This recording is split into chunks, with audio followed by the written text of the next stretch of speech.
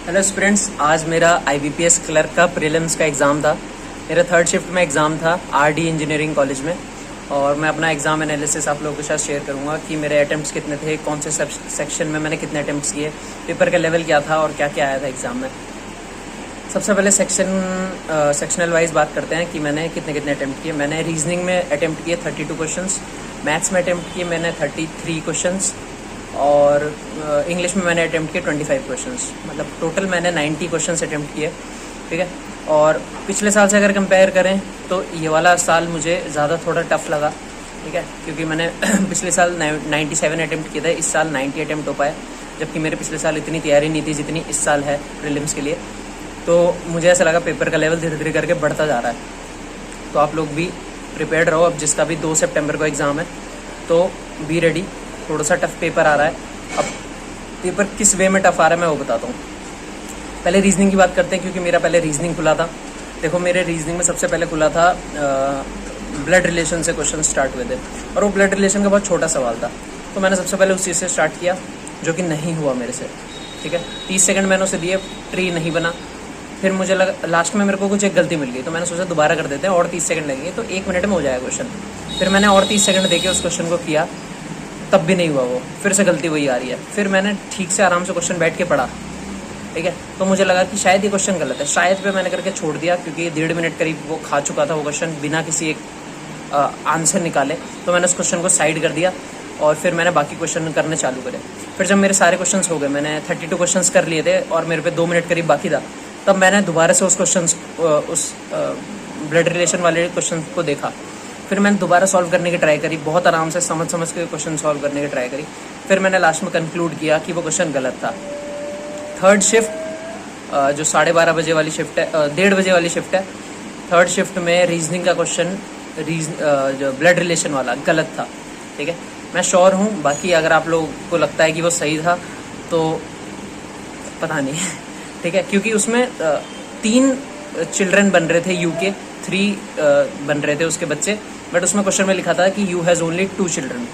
तो यहाँ कन्फ्लिक्ट हो रहा था, तो वो क्वेश्चन नहीं हुआ, ठीक है, ट्री नहीं बना, तो मैंने उस क्वेश्चन को छोड़ दिया।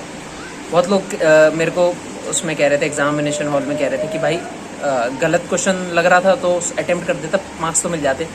तो ये CBSE बोर्ड में होता था, ये बोर्ड एग्जाम्स में होता था कि गलत क्वेश्चन को अटेम्प्ट कर दो, मार्क्स मिल जाते हैं। इसका मैं श्योर नहीं था कि एग्जाम में मार्क्स मिलेंगे कि नहीं गलत क्वेश्चन को भी अटेम्प्ट करने के, तो मैंने नहीं किया अटेम्प्ट। मेरे लैब में जितने भी बच्चे थे, जितना उसे भी मैंने पूछा, उनका नहीं बना था ब्लड रिलेशन का। तो यहाँ से मेरे को और श्योरिटी हो गई कि वो क्वेश्चन गलत था। बाकी आप कमेंट सेक्शन में बता सकते हो कि कैसा आप लोगों का एक्सपीरियंस था उस क्वेश्चन को लेकर। नेक्स्ट मेरा जो टफनेस बताता हूँ। देखो, मेरे को रीजनिंग सेक्शन उतना टफ नहीं लगा, ठीक है। बाकी सारे क्वेश्चन बहुत डूएबल थे और पजल्स तो बहुत ईजी थी, लाइक 1 मिनट के अंदर बन गई थी सारी। 3 पजल आई थी या 2 पजल आई थी, एक आई थी, 3 पजल आई थी। एक आया था फ्लोर बेस्ड पजल, जिसमें 2 फ्लोर होते हैं, क्या कहते हैं, P and Q फ्लैट हो जाते हैं, 4 फ्लोर, और P and Q फ्लैट वाला एक ये क्वेश्चन था, वो भी बहुत ईजी था। जनरली वाले क्वेश्चन PO लेवल में आते हैं और थोड़े से टफ आते हैं, ये कुछ टफ नहीं था, धड़ाधड़ बनते चला गया बिना किसी प्रोजेक्शन।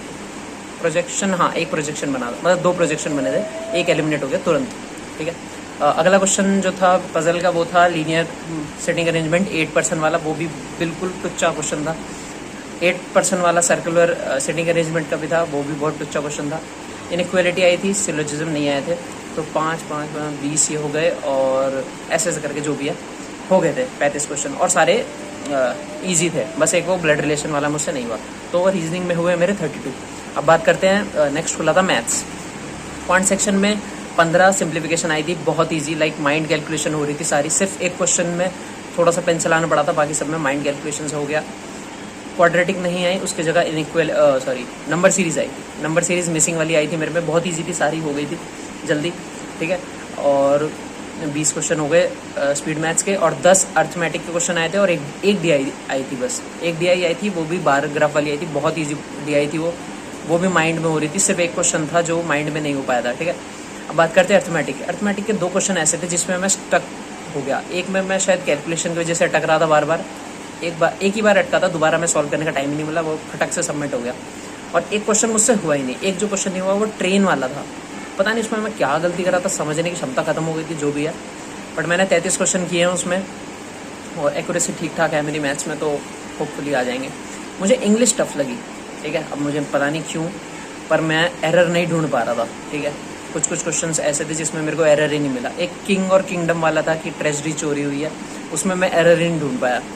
तो अगर किसी को वो क्वेश्चन याद हो रहा हो, अगर मैं जो बोल रहा हूँ उससे याद हो रहा हो कि ऐसा कुछ था कि उसको स्टीलिंग कर रहा था वो, इसलिए बैनिज्ड कर दिया, ऐसा कुछ क्वेश्चन था, तो उसमें मैं एरर नहीं ढूंढ पाया, ठीक है। और बाकी एक आया था रीडिंग कॉम्प्रिहेंशन आया था, वो बहुत टफ था। मतलब मेरे को ऐसा लग रहा था कि IBPS क्लर्क भी कितना अपना लेवल बढ़ाती जा रही है, क्योंकि पहले क्या होता था, जनरली स्किमिंग करने से मिल जाते थे आंसर, ठीक है। इसमें भी मुझे मिल गया आंसर, बट स्किमिंग करते टाइम ना थोड़ा सा ना मतलब भी समझना पड़ेगा हमें, वरना क्या होता था एग्जैक्ट जो क्वेश्चन में लाइन लिखी है ना वही एग्जैक्ट पैराग्राफ में भी लाइन ऐसे ढूंढो तो मिल जाता था। अब नहीं मिल रहा, कुछ कुछ वर्ड का ना सिनोनिम यूज़ करके उस चीज़ का मतलब दे रखा है, तो आपको थोड़ा बहुत ध्यान से उसको पढ़ना पड़ रहा था, ठीक है। तो मैं उसमें 5 क्वेश्चन छोड़ के आया हूँ, ठीक है, जिसमें ज़्यादा टाइम लग रहा था मुझे।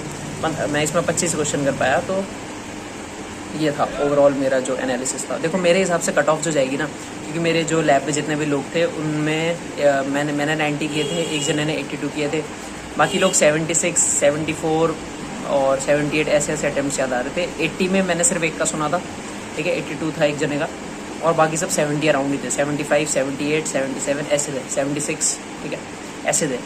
और मुझे ऐसा लग रहा था मेरी शिफ्ट टफ थी, ठीक है।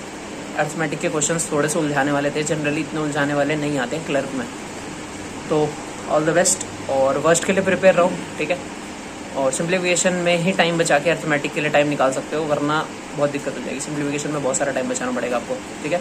चलो ऑल द बेस्ट। और बाकी जिन लोगों ने इस शिफ्ट में दिया है एग्ज़ाम, वो अपने अटैम्प्ट्स अगर बता पाओ, मन करे तो बता देना, वैसे मन नहीं करता जाते रहना, तो अगर मन करे तो अपने कमेंट सेक्शन में अपने नंबर ऑफ़ अटैम्प्ट्स बता देना, ताकि बाकी लोगों को हेल्प हो पाए।